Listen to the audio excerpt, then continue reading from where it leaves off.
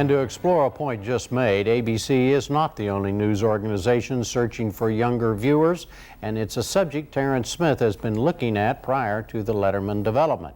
Here's his report. For years now, newspaper readership has been dwindling nationwide, and the audience for news on television has been fragmenting. You haven't seen any more video from Philadelphia, right?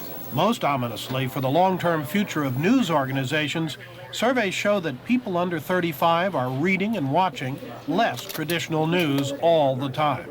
Standby camera 1, Robin. To counter this trend, news managers are avidly searching for their version of the fountain of youth. 15 seconds, guys. The quest for 18 to 34-year-olds, prized by advertisers, is so intense that it's changing the look and content of the newspaper you read and the news you watch.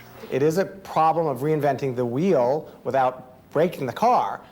Jack Curry is executive editor of USA Weekend magazine, which is distributed in 580 newspapers across the country. His mandate? To deliver younger readers. Newspapers, be they in Chicago, be they in Asheville, be they in Honolulu, face the same problem. How do we get this new generation of reader to pay attention to our publication without completely alienating the people that make up our core business? USA Weekend profiles youth icons and gears its stories to younger Americans. Curry says young people are interested in the news, just not the news as it's being delivered. They do care about jobs, they do care about family, they do care about finance, building a future, but they want to do it with a little attitude. You have to, it's everything from the way you design the pages to the authors and bylines that you offer them. Even when stories appeal to older readers, editors take Generation Y into consideration.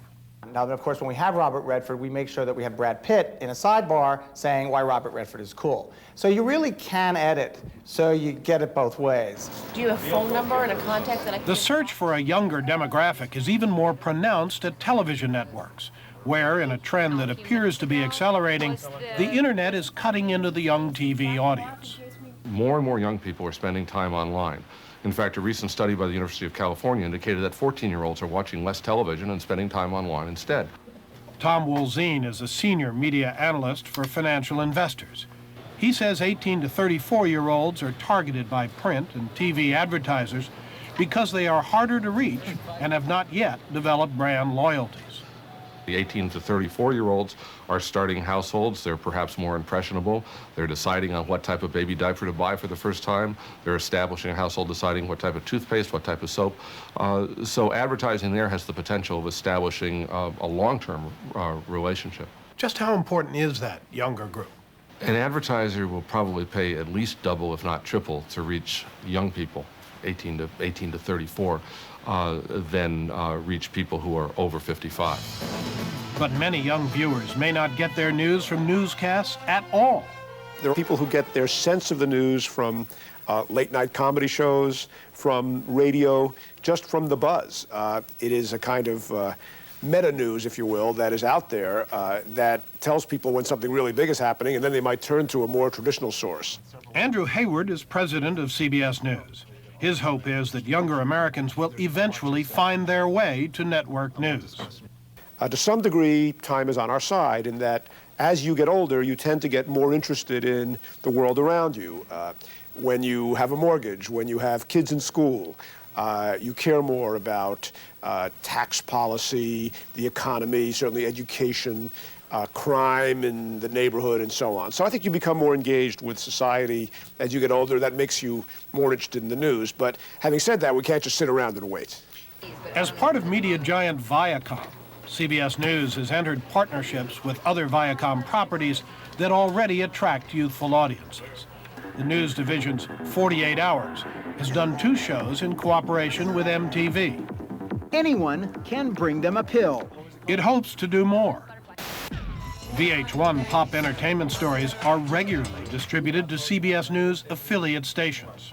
It's part of your menu of choices. We certainly cannot replace MTV or VH1 or UPN in the affections of their loyal viewers, nor would we want to.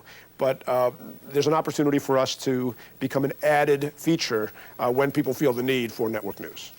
CBS News has also offered to assist Viacom's younger skewing UPN network and is currently working with BET, Black Entertainment Television, on its revamped late news show.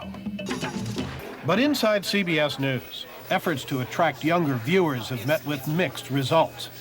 When its early show was launched 2 years ago, Best of luck.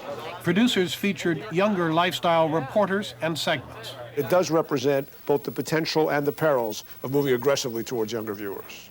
Welcome to the early show. The show's new look lost loyal, older watchers and remains a distant third in the morning news race. But with a boost from David Letterman at night and segments on Survivor, Ready, go! a hit with younger viewers, the early show's ratings are now rising. The program is much more successful financially than it was, and the audience comp, the percentage of younger viewers, has improved. But along the way in the early going, there's no question that some older and much older viewers deserted us, and we'll never know whether there was a way to be a little more gentle here. Cable news networks, whose 24/7 approach may better suit the lifestyles of young Americans, are actively courting them. The Pentagon said U.S. forces were fired upon from... CNN's headline news was totally revamped in August, expressly to target a young audience.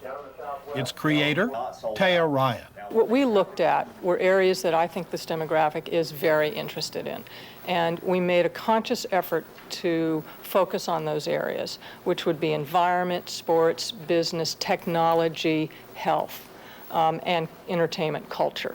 Local news break coming up for some, and then for everybody else, a Britney Spears fix. Yeah. With 17 cameras and a state-of-the-art in-the-round set, it is a multi-million-dollar gamble. Who was cooking the books at Enron's? The fast-paced show with young anchors and screens crowded with information was soundly panned by critics, but its ratings are up 104% among 18 to 34-year-olds.